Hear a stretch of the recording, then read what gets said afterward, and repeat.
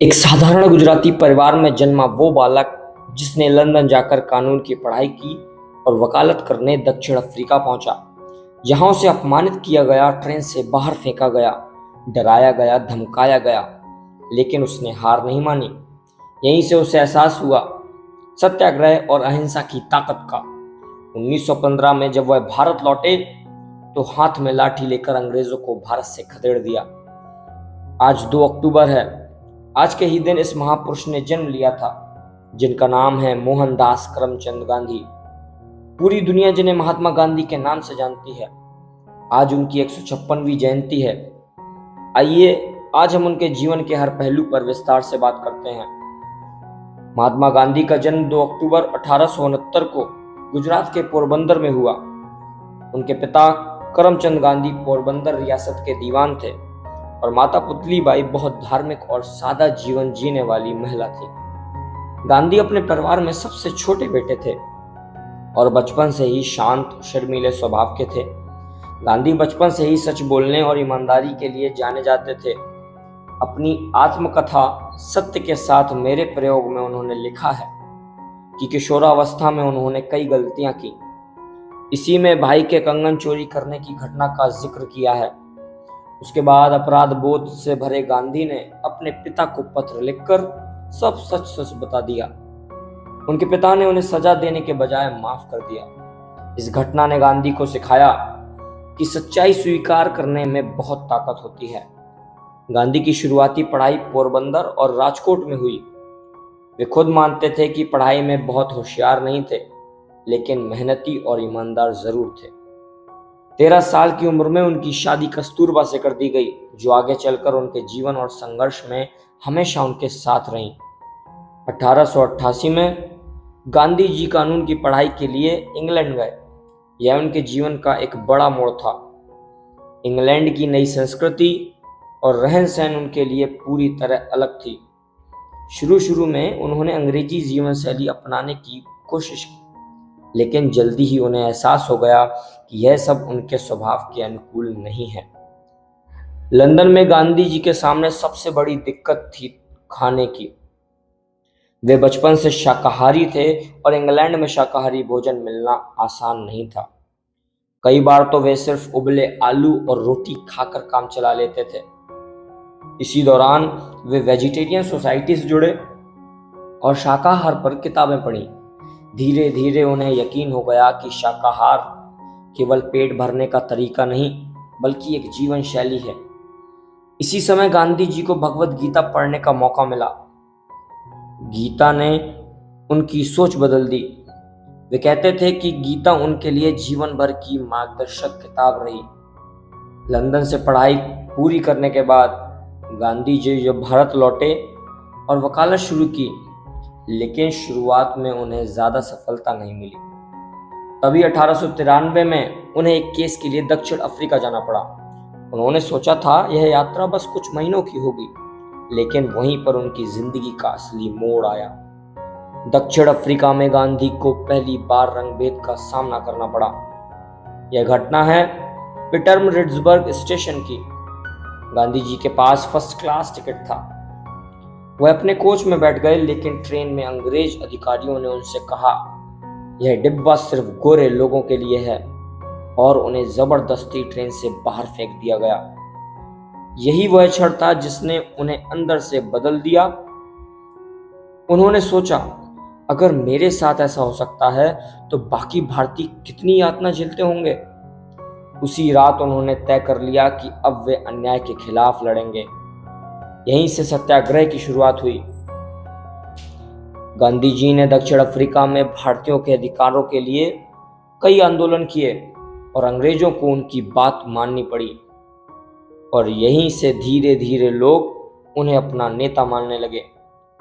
दक्षिण अफ्रीका में संघर्ष करने के बाद 1915 में गांधी जी भारत लौटे। उस समय तक वे सिर्फ वकील नहीं, बल्कि एक नेता भी बन चुके थे। लोगों ने उनके बारे में सुन रखा था। गांधी जी ने तय किया कि वे पहले भारत को ठीक से समझेंगे। इसीलिए उन्होंने करीब 1 साल तक पूरे देश की यात्राएं की। वे गांव गांव, शहर शहर घूमे, रेलगाड़ी के तीसरे दर्जे में सफर किया ताकि आम आदमी की जिंदगी को महसूस कर सकें। इस यात्रा के दौरान उन्होंने देखा कि भारत की असली ताकत गांवों में है, लेकिन गांव गरीबी, अशिक्षा और शोषण से जूझ रहे हैं। उन्होंने कहा था, भारत की आत्मा उसके गांवों में बसती है। वर्ष 1917 में गांधी जी अलग अलग जगहों पर लोगों की तकलीफें सुन रहे थे। तभी बिहार के चंपारण से कुछ किसान उनके पास पहुंचते हैं। उन्होंने गांधी जी को अपनी समस्या बताई कि कैसे अंग्रेज जबरदस्ती उनसे नील की खेती करवाते हैं। किसान चाहे कितनी मेहनत करें, फायदा अंग्रेजों को ही मिलता है और किसान भूखे मरते रहते हैं। उसके बाद उन्होंने तय किया कि वे खुद चंपारण जाकर हालात देखेंगे। जब वे वहां पहुंचे तो हजारों किसान अपनी शिकायतें लेकर उनके पास आ गए। अंग्रेजों को इसकी खबर मिल चुकी थी। अंग्रेज अधिकारी चाहते थे कि गांधी वापस लौट जाएं। उन्होंने गांधी को नोटिस भेजा, आप चंपारण छोड़ दीजिए।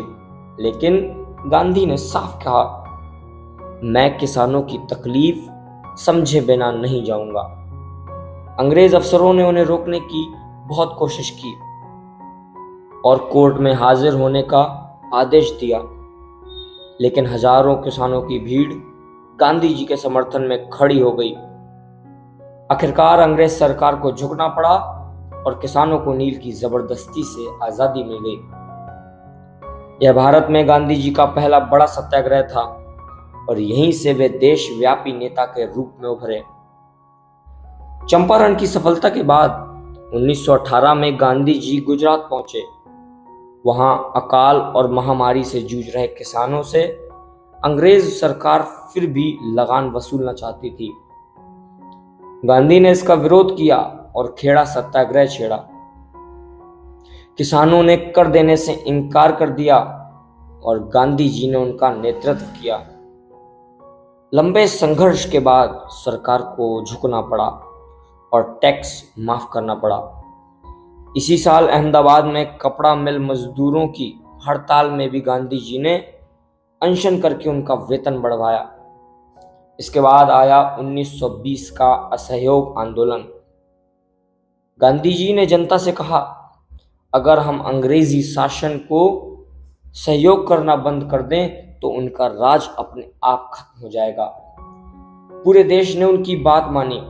लोगों ने सरकारी नौकरियां छोड़ दी, सरकारी स्कूलों और कॉलेजों का बहिष्कार किया, अदालतों में वकालत करना बंद किया और विदेशी कपड़े जलाकर खादी पहननी शुरू कर दी। आंदोलन पूरे देश में फैल गया और पहली बार अंग्रेजी शासन की नींव हिलती नजर आई। लेकिन फरवरी 1922 में उत्तर प्रदेश के चौरी चौरा में प्रदर्शनकारियों ने हिंसा कर दी। पुलिस थाने को आग के हवाले कर दिया और कई पुलिसकर्मी मारे गए। गांधी जी को यह स्वीकार नहीं था। उनका मानना था कि अहिंसा ही आंदोलन की आत्मा है और जब अहिंसा टूटे तो आंदोलन जारी रखना उचित नहीं। इसलिए उन्होंने असहयोग आंदोलन को बीच में ही रोक दिया। इसके कुछ वर्षों बाद 1930 में उन्होंने नमक कानून के खिलाफ सविनय अवज्ञा आंदोलन शुरू किया। अंग्रेजों ने नमक पर टैक्स लगाया था जो आम आदमी के जीवन से जुड़ा था। गांधी जी ने अहमदाबाद से दांडी तक 390 किलोमीटर लंबा पैदल मार्च किया। 24 दिनों तक हजारों लोग उनके साथ चलते रहे और दांडी पहुंचकर उन्होंने समुद्र के पानी से नमक बनाकर अंग्रेजों का कानून तोड़ दिया। यह दृश्य पूरी दुनिया में चर्चा का विषय बना। ब्रिटिश सरकार को गांधी की ताकत समझ में आ गई। उसके बाद उन्हें लंदन के गोलमेज सम्मेलन में आमंत्रित किया गया। वहां उन्होंने भारत की स्वतंत्रता की मांग रखी। हालांकि अंग्रेजों ने सीधी आजादी देने से इनकार कर दिया। दूसरे विश्व युद्ध के समय अंग्रेज भारत को युद्ध में झोंकना चाहते थे। गांधी जी ने साफ कह दिया कि यह लड़ाई भारत की नहीं है। 1942 में बंबई के ग्वालियर टैंक मैदान से उन्होंने नारा दिया, अंग्रेजों भारत छोड़ो, अंग्रेजों भारत छोड़ो। यह नारा पूरे देश में गूंज उठा। गांधी जी और कांग्रेस के बड़े नेताओं को जेल में डाल दिया गया। लेकिन आंदोलन रुकने के बजाय और तेज होता गया। हर जगह करो या मरो का नारा सुनाई देने लगा। इसी आंदोलन ने आज़ादी की राह को और तेज कर दिया। लंबे संघर्ष के बाद आखिरकार 15 अगस्त 1947 को भारत स्वतंत्र हुआ। लेकिन यह स्वतंत्रता गांधी जी के सपनों की नहीं थी, क्योंकि देश का विभाजन हो चुका था। हिंदू मुस्लिम दंगों में लाखों लोग मारे जा चुके थे और करोड़ों घर उजड़ गए थे। गांधी जी को इसका गहरा दुख था। वे दंगों को रोकने के लिए बंगाल, दिल्ली और कोलकाता के इलाकों में गए और शांति यात्राएं की। उन्होंने कहा कि हिंदू और मुस्लिम दोनों उनके बेटे हैं और देश की आजादी तभी पूरी होगी जब दोनों साथ रहेंगे। लेकिन स्वतंत्रता के सिर्फ कुछ महीनों बाद 30 जनवरी 1948 को गांधी जी को दिल्ली के बिरला हाउस में प्रार्थना सभा जाते समय नाथूराम गॉडसे ने गोली मार दी। वे गिर पड़े और उनके अंतिम शब्द थे, हे राम। यह खबर फैलते ही पूरा देश शोक में डूब गया। पंडित नेहरू ने रेडियो पर कहा, आज महात्मा की आवाज बंद हो गई। वह रोशनी बुझ गई जो कभी बुझनी नहीं थी। गांधी जी का जीवन सत्य और अहिंसा की शक्ति का प्रमाण था। उन्होंने यह दिखाया कि बिना हथियार उठाए भी साम्राज्य को झुकाया जा सकता है। वे केवल एक नेता नहीं रहे, बल्कि एक विचारधारा बन गए। आज भी जब हम अन्याय और हिंसा देखते हैं, तो गांधी जी की राह हमें याद दिलाती है कि सच्ची ताकत सत्य और अहिंसा में ही है। जय हिंद, जय भारत।